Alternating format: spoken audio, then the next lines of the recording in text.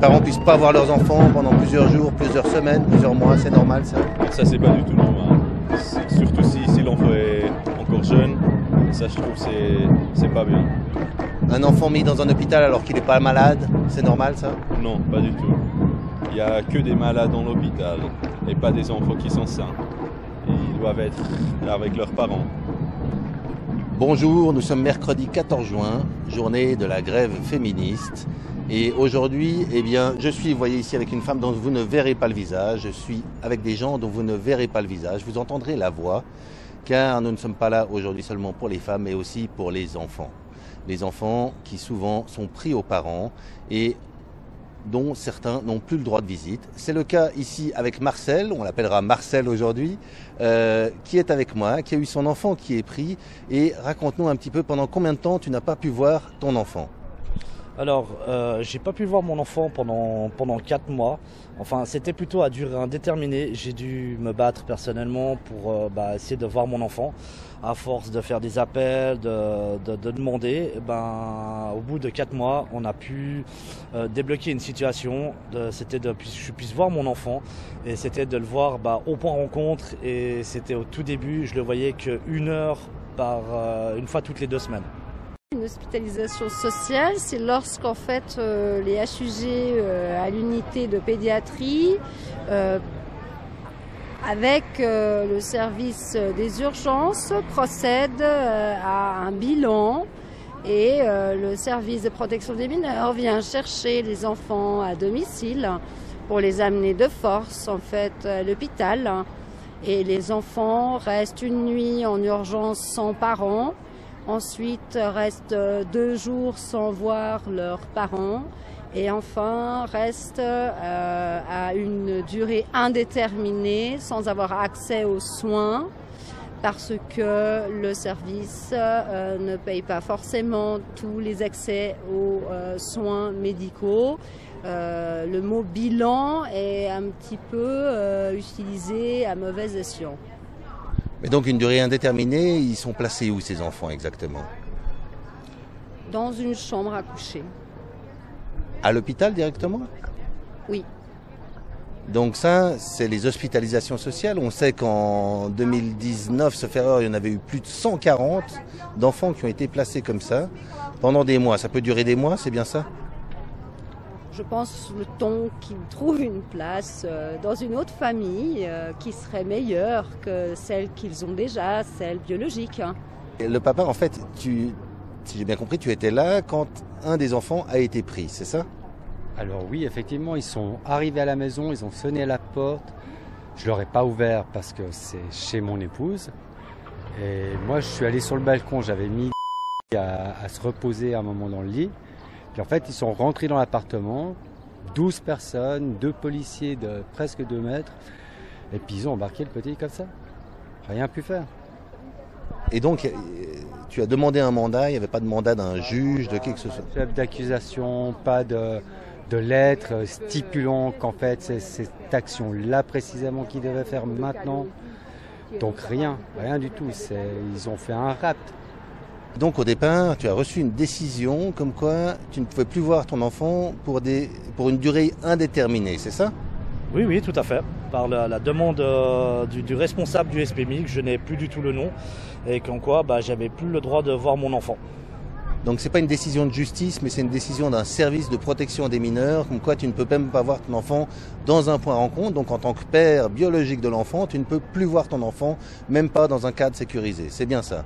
Oui, c'est tout à fait ça. On sait qu'il y a eu une motion qui a passé dernièrement à la quasi-unanimité au Grand Conseil qui a interdit ces hospitalisations sociales.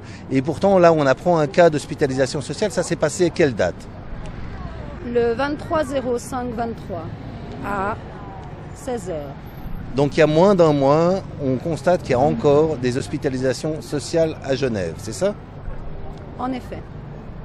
Et donc les parents, les enfants ont été retirés. Est-ce que ça s'est passé de manière douce, de manière brutale? Comment ça s'est passé ce retrait des enfants? Le premier était avec son papa dans le domicile. Il a entendu une sonnerie. Il n'a pas ouvert. Il a patienté. La porte s'est ouverte. Bon, il pouvait considérer que c'était une violation de domicile. Il a demandé qu'est-ce que ces personnes venaient faire dans la maison exactement. S'ils avaient un papier, un mandat, une feuille, un tampon, quelque chose qui leur permettait d'entrer dans le lieu de domicile. La réponse a été claire et nette. Le tribunal n'a pas le temps de le faire. Vous la recevrez dans plusieurs jours. Donc, des personnes sont rentrées dans le domicile sans mandat pour prendre un enfant, c'est bien ça? Certes, ils l'ont cherché dans son lit, ils l'ont pris dans son lit dans leurs bras et ils ont, à 12 personnes, fait une file indienne pour empêcher le père d'accéder à son enfant. 12 personnes? Certes. Et donc cet enfant a été pris avec 12 personnes dans son lit pour être amené directement à l'hôpital. C'est ça qu'on entend ici. Sur le moment, la personne refusera d'indiquer où vont aller les enfants, alors que c'est une hospitalisation soi-disant pour faire des bilans médicaux. C'est l'excuse, le prétexte évoqué. Donc ça c'était le 23 mai, aujourd'hui on est le 14 juin, journée de la grève féministe, et ces enfants sont toujours à l'hôpital en bilan, ou est-ce qu'ils sont malades, ou est-ce qu'ils sont simplement là en attente d'une place ailleurs? Nous avons demandé à savoir quel bilan effectif avait été effectué. La première question, quel bilan pédiatrique avez-vous effectué?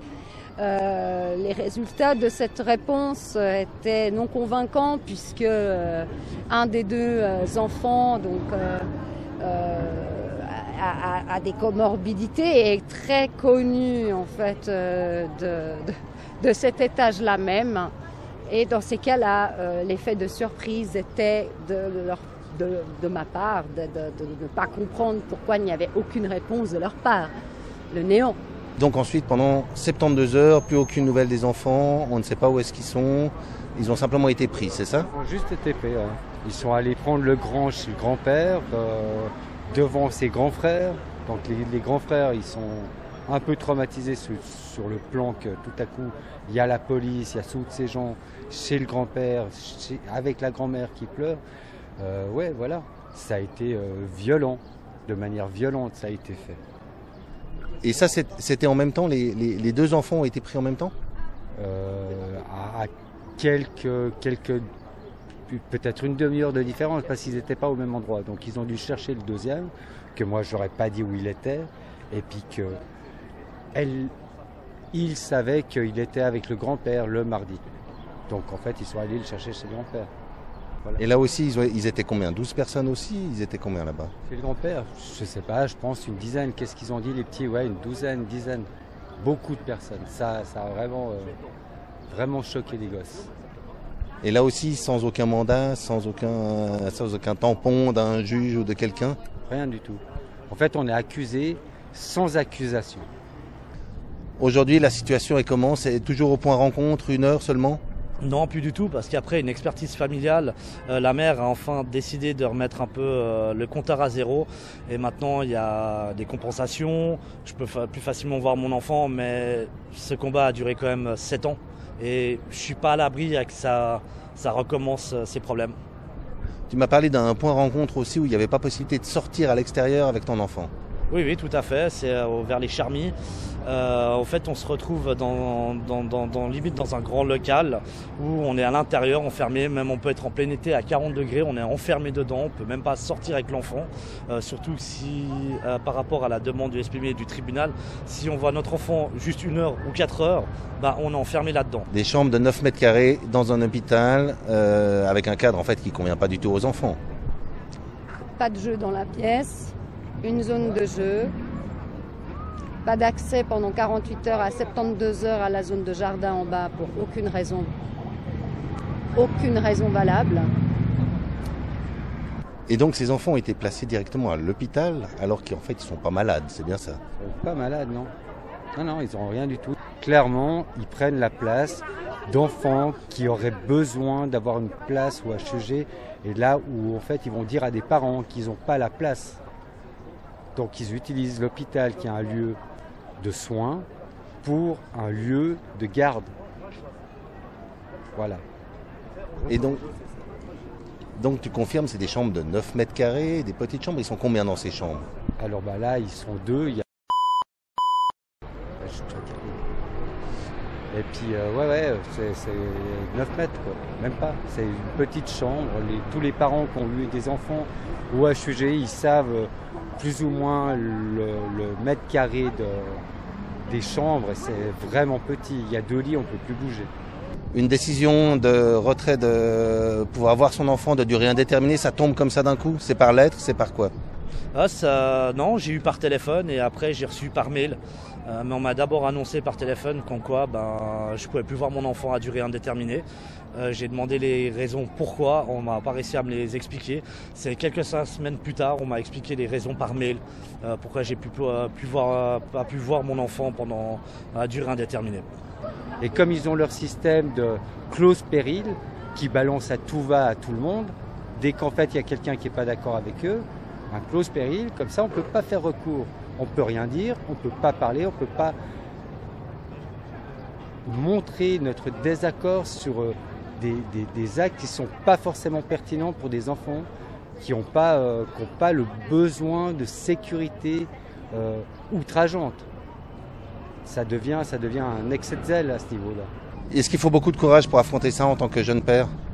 Oui, c'est surtout un grand combat et surtout que ça on prend quand même au niveau santé et au niveau psychologique, ça aide pas vraiment. Aujourd'hui, en tant que mère, qu'est-ce qu'il faut dire à toutes les femmes qui vont passer ici dans 1 heure ici au rond-point de Plan-Palais? Que le moteur de la vie reste et restera toujours en fait par primauté d'être mère et que on ne peut pas comme ça empêcher des femmes de devenir mères ou les accabler, les criminaliser, les faire aller dans un tribunal pour en finalité ne plus avoir ses enfants, avoir les lits vides, rentrer à la maison, avoir les 2 lits complètement vides comme s'il y avait eu un accident de la route. Deuil ou pas deuil, voir ou ne pas voir, combien de temps? 30 minutes, mesdames et messieurs, sur 7 jours, 30 minutes. Ça se passe à Genève, on est le 14 juin, journée de la grève féministe, et on apprend que les hospitalisations sociales ont toujours lieu, de manière brutale, ici à Genève. Des enfants sont placés dans des chambres, n'ont accès pas à leurs parents pendant 72 heures, n'ont pas accès au jardin pendant 72 heures, restent depuis maintenant bientôt 1 mois dans un hôpital sans être malade, et ça c'est Genève. Est-ce que c'est normal pour Genève? C'est inacceptable, scandaleux, outrancier pour notre canton, pour les valeurs de protection des enfants. C'est inadmissible et totalement arbitraire. Finalement, ce sont des commérages. Est-ce qu'il y a un écho auprès des autres femmes par rapport à cette problématique? Beaucoup de femmes se sont plaintes effectivement de mauvais traitements à l'intérieur de cette institution depuis des mois, maintenant voire des années. Certains 2 ans, 5 ans, 7 ans, 10 ans d'affilée. En gros, le temps de l'enfance, le temps de l'adolescence, quasiment jusqu'à 18 ans, 20 ans. Finalement, tout le monde peut se sentir menacé, je pense, à partir d'aujourd'hui. Voilà, on est à Genève, 14 juin 2023. Vous l'avez entendu, vous ne verrez pas son visage, mais vous l'avez entendu. Un témoignage accablant en cette journée des femmes, pour les enfants, pour les mères. Et je vous remercie pour ce témoignage.